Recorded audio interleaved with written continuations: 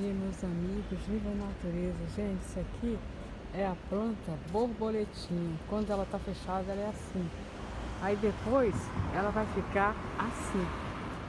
Olha só, como a natureza é encantadora, né? Viva a natureza, viva Deus, que fez todas essas maravilhas. Aquela era borboletinha. Borboletinha fechada. Dá uma sementezinha, olha só.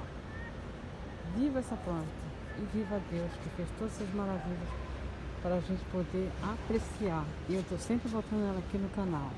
Feliz dia. Tchau, tchau.